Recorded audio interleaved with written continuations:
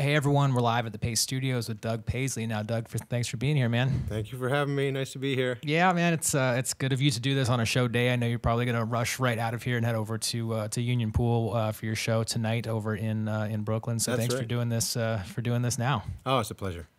Congratulations on Starter Home. That's out now on No Quarter Records, and you're gonna do 4 songs from it. Can you tell us a bit about the first one you're gonna do? Sure. I'm gonna do a song called "Easy Money."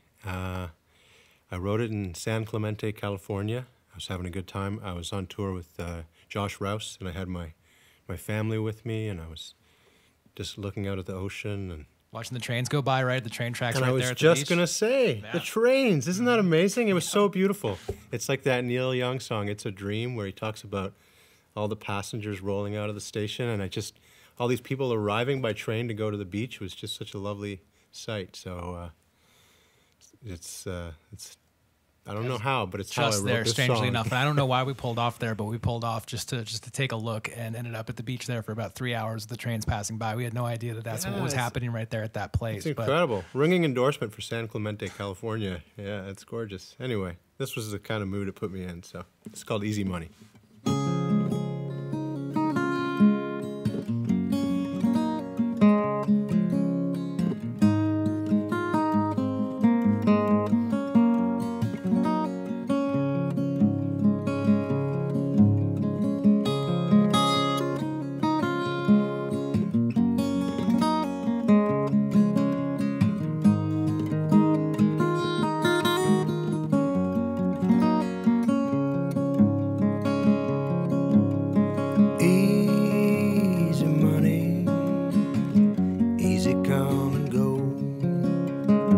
I'm on easy street, straight and narrow. Wild associations with the sun and the sea. Is there anybody who's the same as me? I'll be miles away in the morning. All add up to yesterday, but tonight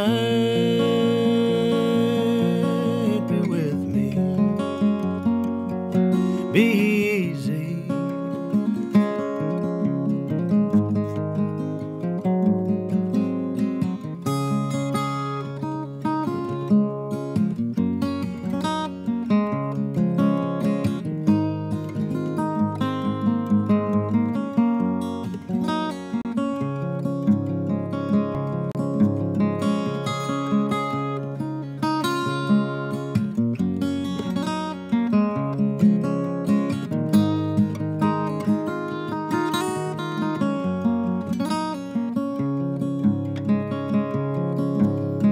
Telephone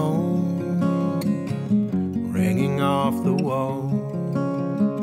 I'm with the only ones I want to talk to at all. Long time sorry, yes, I'm still sorry today. Guess it's the only thing I can throw away.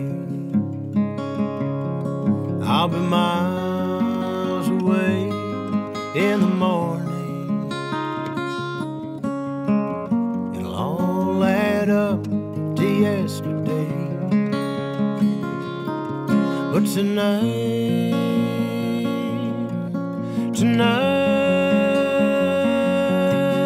be with me. Be easy.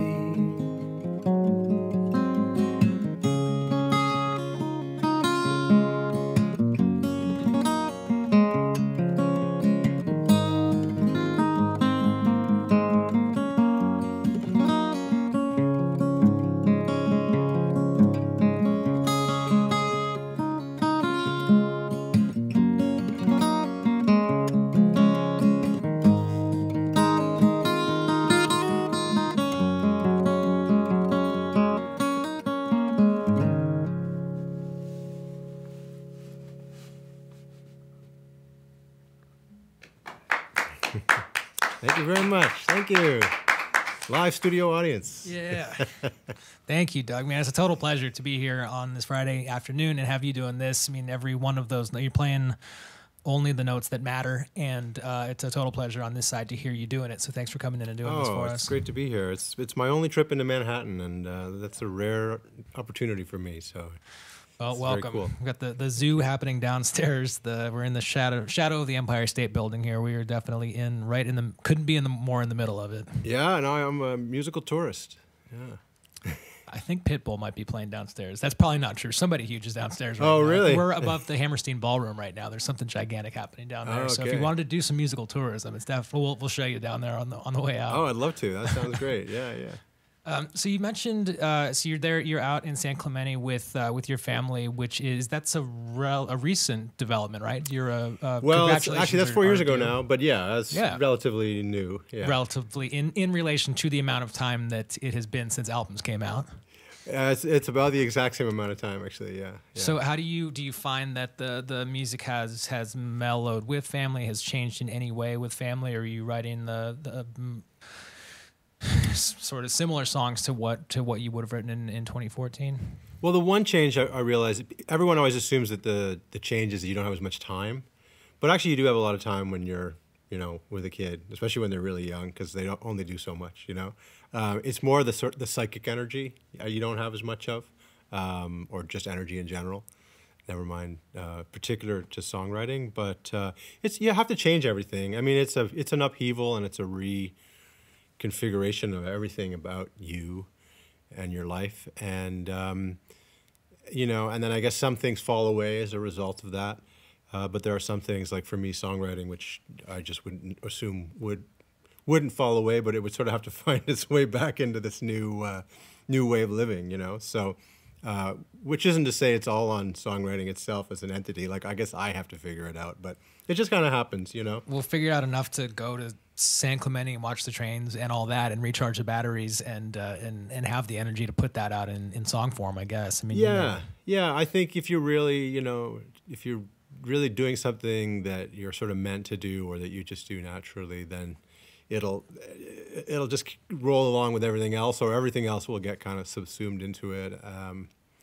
I saw this guy Dorado Schmidt recently. He's a manouche player, like gypsy jazz from France, sort of the legacy of Django Reinhardt. And he was on stage with his two sons. And now that I'm a dad, it was just so moving to see that, It's just beautiful. And he really looked so proud.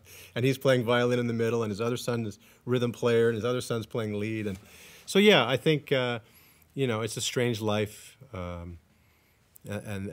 you can do all these things with it. And, you can bring your family along sometimes. And having kids is a strange life, too. That's for certain. But... it took me this long to kind of get back on top of it, but I don't have any regrets about the time lapse, obviously. Well, we're stoked that you did. Thanks for coming and sharing it with us, and we're looking forward to hearing 3 more songs off of Starter Home. Can you tell us what you're going to do next? Sure. I'll play a song called Mr. Wrong, apropos of nothing we just talked about.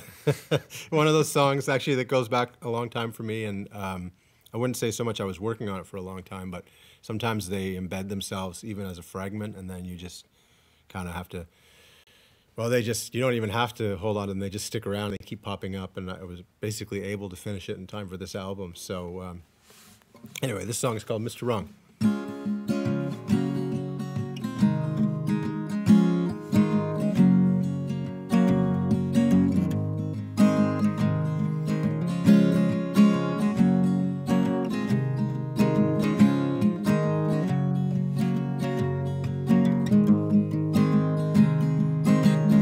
Out of bed, fell down on my head, heard the words you said as I hit the floor. You won't amount to much, everything you touch turns to such and such. I don't love you anymore. Mr. Wrong, Mr. I told you so and so. Mr. Wrong, Mr. I thought you knew all along.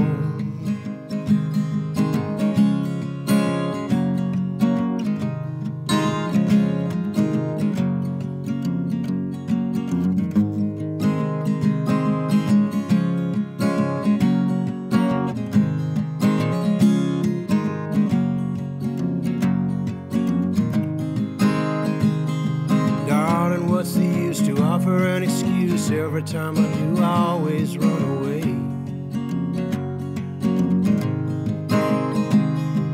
Although I'm standing tall, I never seem to fall. Ever say that maybe I'm your prey. Mr. Wrong, Mr. I told you so and so. Mr. Wrong, Mr. I thought you knew all along.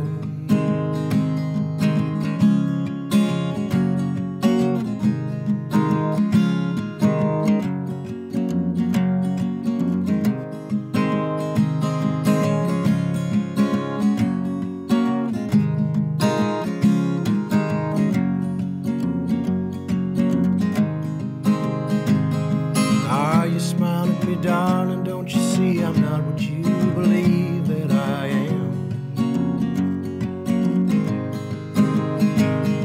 A home and family vacation by the sea. On the Christmas tree I'll only let you down. I'm Mr. Wrong, Mr. I told you so, so. Mr. Wrong, Mr. I thought you knew all along.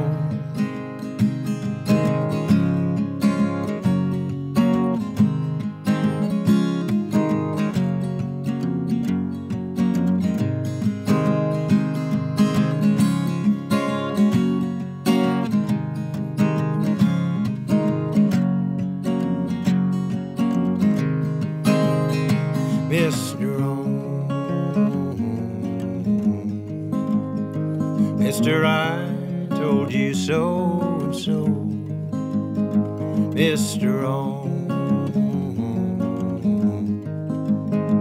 Mr. I thought you knew all along.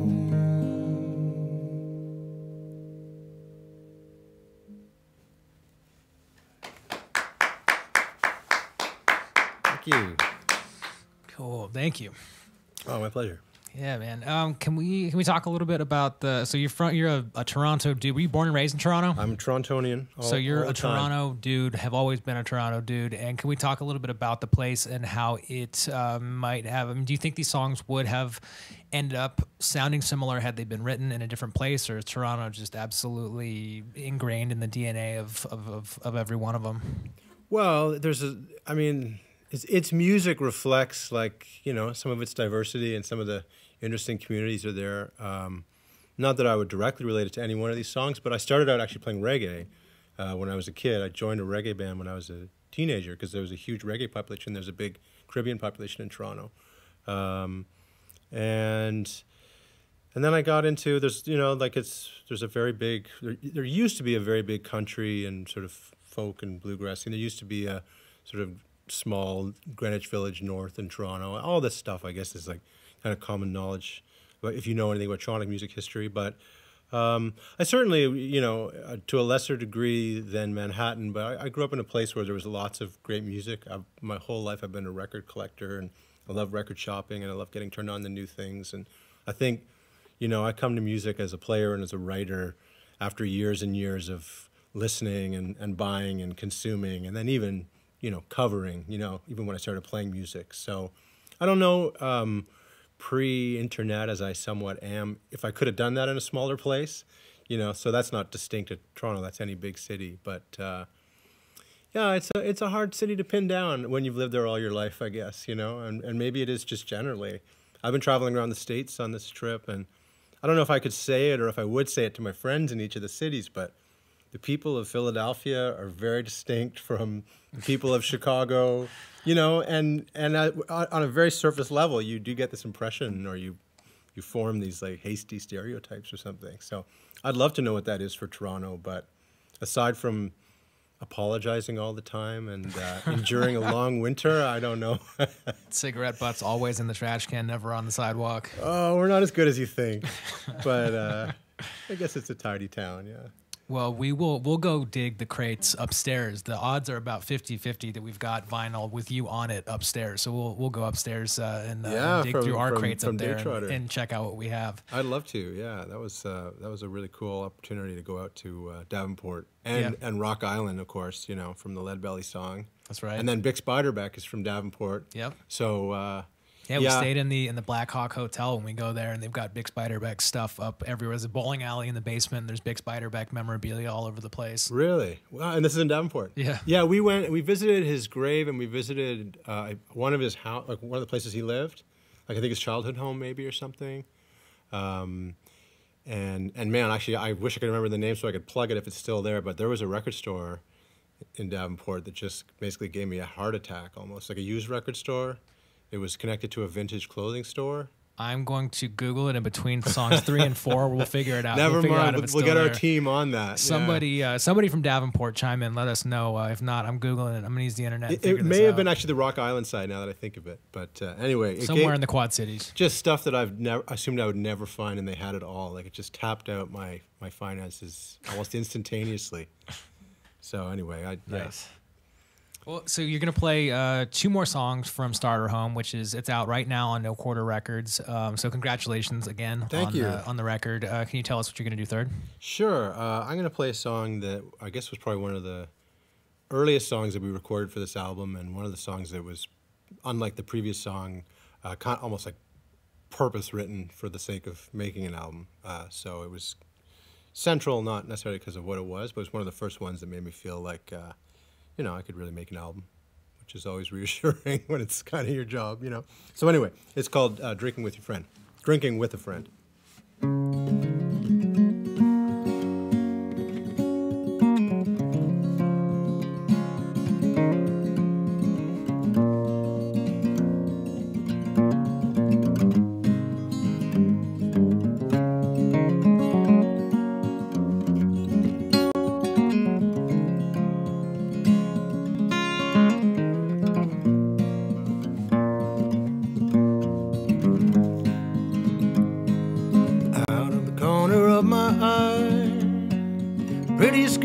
Said goodbye.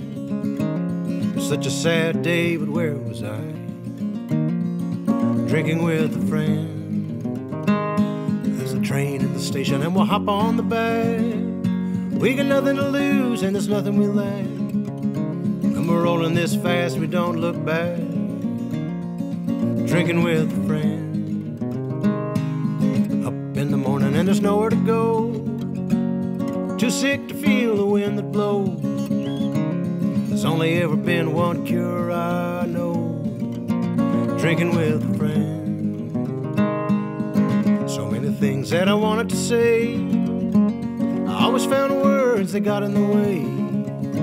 I looked into your eyes and you looked away. Drinking with a friend.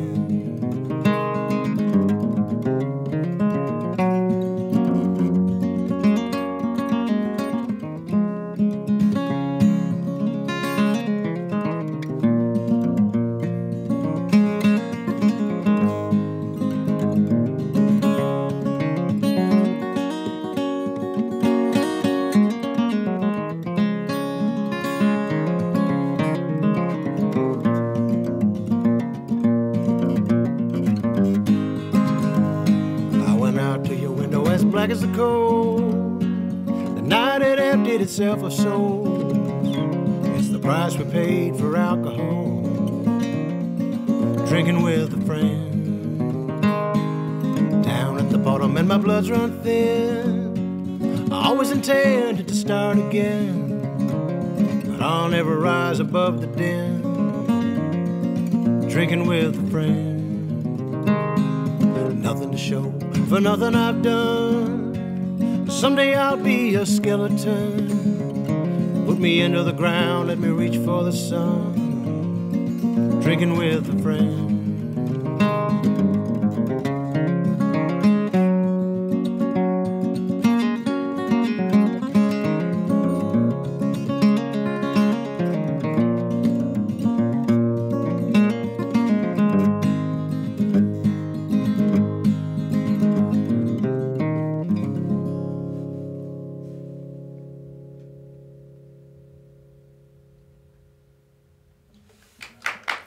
you. Thank you.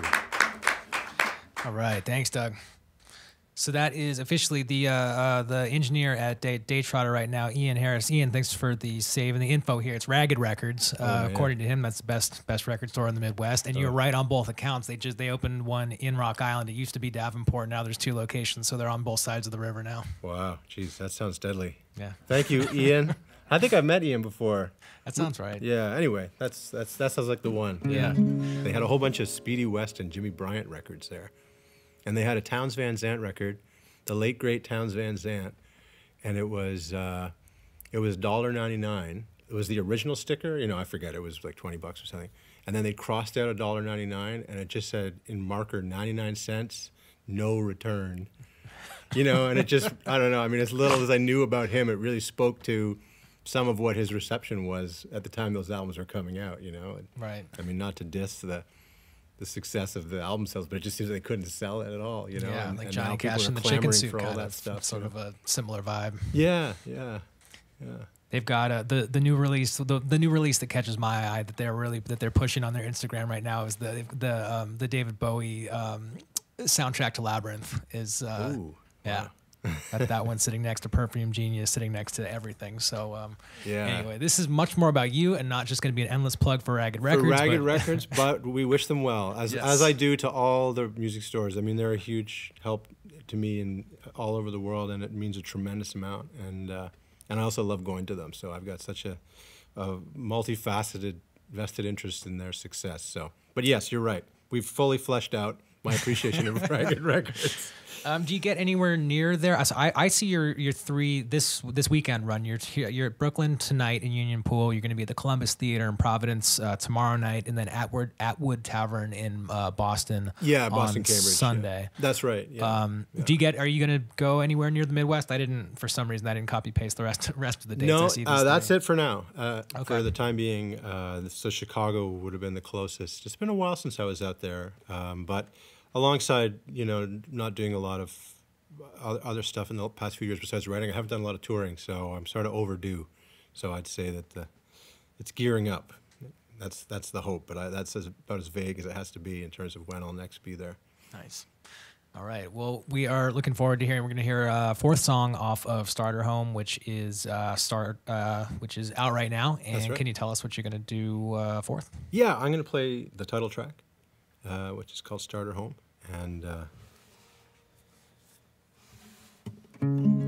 I don't know what to say. I mean, this song makes me think about that song Golden Ring that George Jones and Tammy Wynette recorded. It was a big hit for them in the 70s or 80s, and it's kind of about how the wedding band outlives the relationship that it was, symbolized, and a house is kind of the same way. And so anyway, this song is in that tradition. It's called Starter Home.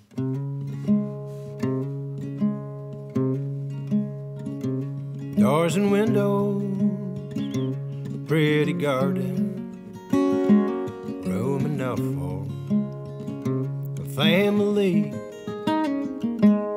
We cannot afford not to borrow, and it's just a starter home.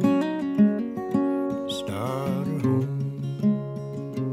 Throw a party in the kitchen, dancing so slow in the hall,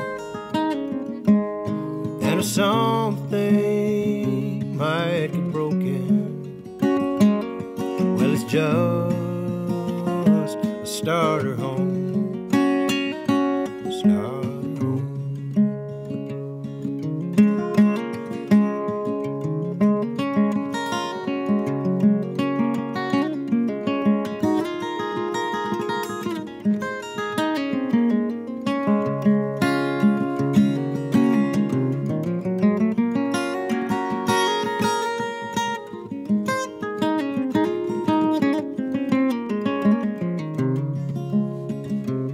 Motorcycle in the alley, what an asshole. My baby's crying, roof is leaking, just a starter home. Starter home. We're not fighting, we're just talking. Can't you see my point of view? It's a long way from where we're going, and it's just a starter home. Starter home. Maybe in time we should have moved on. We stayed here all alone in a starter home.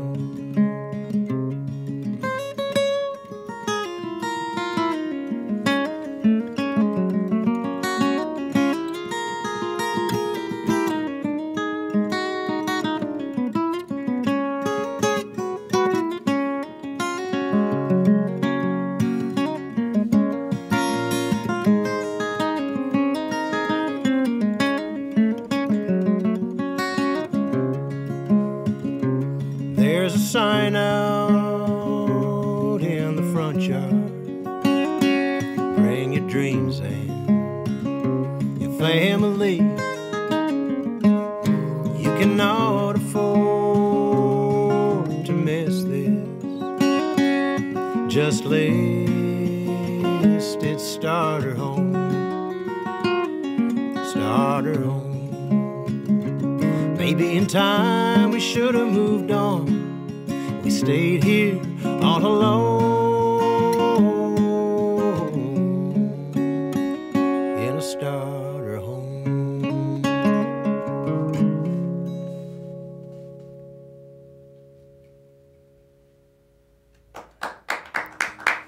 Thank you. Thank you. All right, Doug, thanks very much for coming through and playing 4 songs. In case you're just joining us, because we're all from Starter Home, and Doug is on his way out to Brooklyn, to Union Pool right now. Be in Providence tomorrow and in Cambridge the next day. And so travel safely, enjoy the shows, have a great show tonight, and best of luck on Starter Home. Thanks again for coming through and doing this for us. It's been a real pleasure. Thank you for having me. All right, let's go upstairs and check out the crates. All right. All right.